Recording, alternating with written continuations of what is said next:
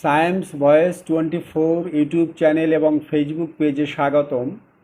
আজকে 11ই August 2024 online পত্রিকা থেকে সংগ্রহকৃত গুরুত্বপূর্ণ সংবাদ শিরোনাম এবং সংক্ষিপ্ত সংবাদ নিয়ে হাজির হয়েছি। তো প্রথমেই আমরা গুরুত্বপূর্ণ সংবাদ শিরোনামগুলো দেখব। বিএনপির সাথে সব দ্বন্দ্ব মিটিয়ে ফেলতে চায় আওয়ামী লীগ। বাংলাদেশে সংখ্যালঘু নির্যাতন নিয়ে বিভ্রান্তিকর খবর প্রচার, আতঙ্ক ছড়াচ্ছে ভারতের গণমাধ্যম। প্রধান বিচারপতি ওবায়দুল হাসানকে নিয়ে বিতর্ক ছিল আইন উপদেষ্টার। দেশের 25তম প্রধান বিচারপতি সৈয়দ রেফায়েত আহমেদ। ব্যাংক থেকে একদিনে তোলা যাবে সর্বোচ্চ 2 লক্ষ টাকা।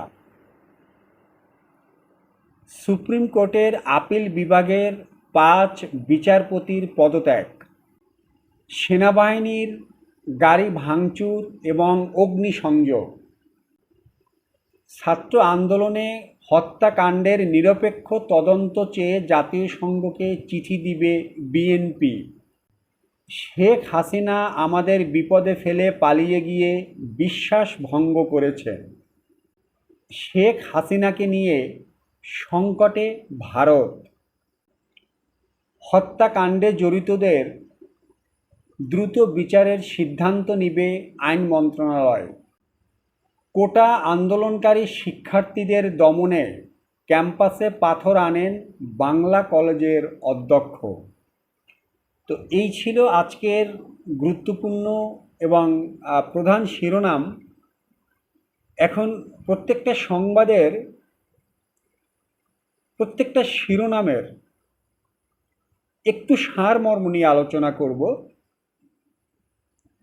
তো বিএনপির সাথে যে সব দ্বন্দ্ব মিটিয়ে ফেলতে চায় আওয়ামী লীগ, বৃহস্পতিবার রয়টার্সকে দেয়া এক এক্সক্লুসিভ সাক্ষাৎকারে হাসিনা পুত্র সজীব ওয়াজেদ জয় এ কথাটা তিনি বলেছেন যে নিজেদের প্রধান প্রতিদ্বন্দ্বী বিএনপির সাথে বসে তারা যাবতীয় দ্বন্দ্ব মিটিয়ে ফেলতে চায় এবং বাংলাদেশের সংখ্যালঘুদের উপরে যে হামলা হচ্ছে, ভাঙচুর হচ্ছে, এটা এই যে ছাত্র জনতা গণ অভ্যুত্থানের পর শেখ হাসিনা যখন দেশ থেকে পালিয়ে ভারতে গেলেন, তখন থেকেই ভারতের বেশ কিছু গণমাধ্যম তারা খুব সোচ্চার হয়ে উঠেছে এবং তারা প্রচার করতেছিল যে সংখ্যালঘুদের উপরে বাংলাদেশের মুসলিমরা তারা হামলা করছে, ভাঙচুর করছে, নির্যাতন করছে এবং এখানে টাইমস গ্রুপের মালিকানাধীন মিরন নামের ইউটিউব চ্যানেলে বেশ কয়েকটি ভিডিও ফুটেজ দেখানো হয়েছে যে এখানে টর্চার হচ্ছে, এখানে ভাঙচুর হচ্ছে, কিন্তু এই ভিডিওগুলো ছিল অনেক পুরানো।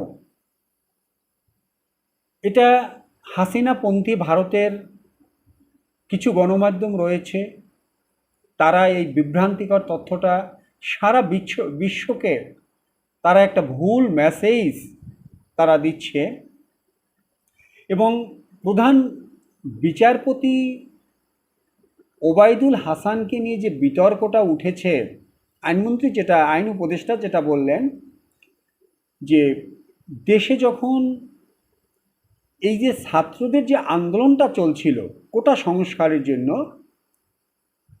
তো এই আন্দোলনের সময় এই প্রধান বিচারপতি উনি বলেছিলেন যে আন্দোলন করে কি কখনো রায় পরিবর্তন করা যায়? খুব দুঃখজনক একজন প্রধান বিচারপতির মুখে এমন একটা শব্দ, মানে রাজনৈতিক পক্ষপাত একটা শব্দ, সাধারণ জনগণ কোথায় যাবে তাহলে? তো দেশের যে 25তম প্রধান বিচারপতি যে হলেন, যে হাইকোর্ট বিভাগের বিচারপতি সৈয়দ রেফায়েত আহমেদ, ওনাকে রাষ্ট্রপতি নিয়োগ দিয়েছেন এবং যতটুকু ওনার সম্পর্কে জানা গিয়েছে যে উনি সকল দল মতের ঊর্ধ্বে যথেষ্ট একজন মানবিক, আন্তরিক, বিবেকবান এবং ভালো মানুষ। তো ব্যাংক থেকে যে একদিনে সর্বোচ্চ 2 লক্ষ টাকা তোলা যাবে, দেশে এখন যে তারল্য সংকটটা এখন যে চলছে, সেই তারল্য সংকট নিরসনের জন্য বাংলাদেশ ব্যাংকের বর্তমান গভর্নর উনি এই সিদ্ধান্তটা নিয়েছেন যে একজন গ্রাহক একদিনে সর্বোচ্চ 2 লক্ষ টাকা পর্যন্তই তিনি তুলতে পারবেন। এখন সুপ্রিম কোর্টের আপিল বিভাগের যে 5জন বিচারপতি আজকে স্বেচ্ছায় পদত্যাগ করলেন, তারা হলেন বিচারপতি আবু জাফর সিদ্দিকী, বিচারপতি জাহাঙ্গীর হোসেন, বিচারপতি মোহাম্মদ শাহিনুর ইসলাম ও বিচারপতি কাশেফা হোসেন। এই 5জন আজকে পদত্যাগ করেছেন। গোপালগঞ্জের গোপীনাথপুর বাস স্ট্যান্ডে আওয়ামী লীগের বেশ কিছু সমর্থক তারা কোনো শর্ত ছাড়া সসম্মানে হাসিনাকে দেশে ফিরিয়ে আনার জন্য তারা সেখানে আন্দোলন করছিলেন। সেখানে জনজীবনের উপরে এর প্রভাবটা পড়ছিল। সে খবর পেয়ে ওখানে সেনাবাহিনী যায়। তো গেলে পরে এই আন্দোলনকারীরা, আওয়ামী লীগের আন্দোলনকারীরা, তারা সেনাবাহিনীর একটা গাড়ি ভাঙচুর করে এবং তাতে তারা অগ্নিসংযোগ করে। সেখানে সেনাবাহিনীর সদস্য সহ আরও 15 জন এখানে গুলিবিদ্ধ হয়েছে। জাতীয় সংঘের কাছে নিরপেক্ষ তদন্ত চেয়ে যে চিঠিটা দিবে বিএনপি, এটা বিএনপির মহাসচিব ফখরুল ইসলাম উনি আজকে এটা বলেছেন, এটা দলীয় সিদ্ধান্ত যে তারা জাতীয় সংঘের কাছে এই আন্দোলনে যেসব ছাত্র জনতা নিহত হয়েছেন তার একটা সঠিক তদন্ত এবং সঠিক বিচার চেয়ে তারা সেখানে একটা চিঠি দিবেন যেন জাতীয় সংঘের মাধ্যমে তদন্তটা করা হয়। এবং অন্তর্বর্তীকালীন সরকারের প্রধান ডক্টর মোহাম্মদ ইউনূসের কাছেও ওনারা এই চিঠিটা দিবেন। শেখ হাসিনা আমাদের বিপদে ফেলে পালিয়ে গেছেন, এ কথাটা বলেছেন কলাপাড়ার এক ব্যক্তি।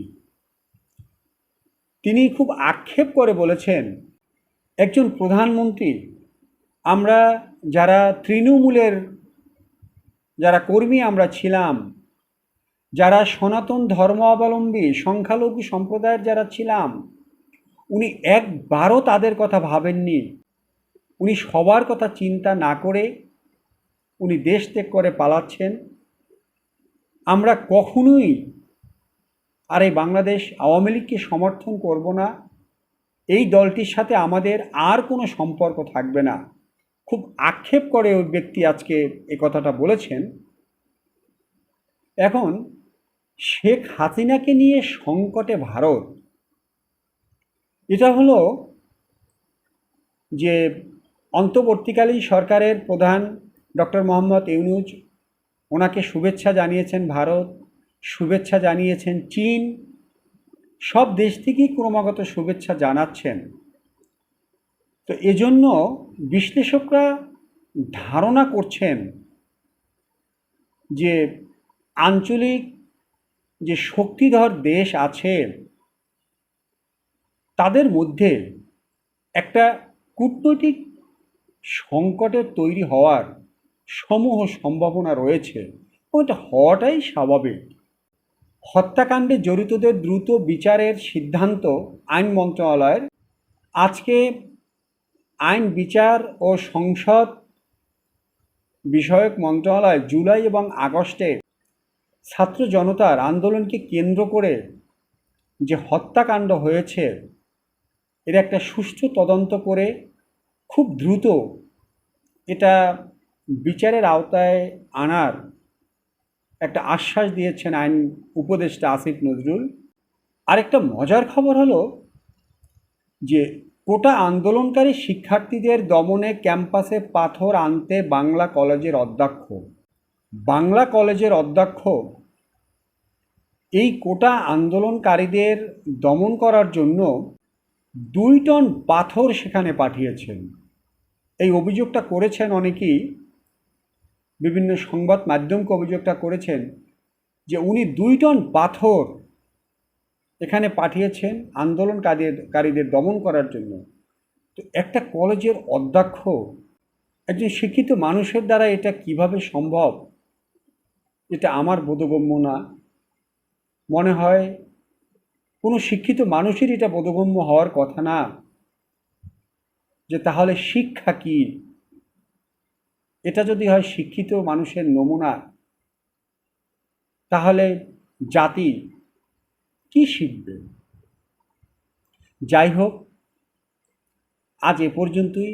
আপনাদের সাথে আগামীকাল আবার কিছু গুরুত্বপূর্ণ সংবাদ শিরোনাম নিয়ে এবং তার সংক্ষিপ্ত বিশ্লেষণ নিয়ে আবার দেখা হবে। সে পর্যন্ত সবাই ভালো থাকবেন।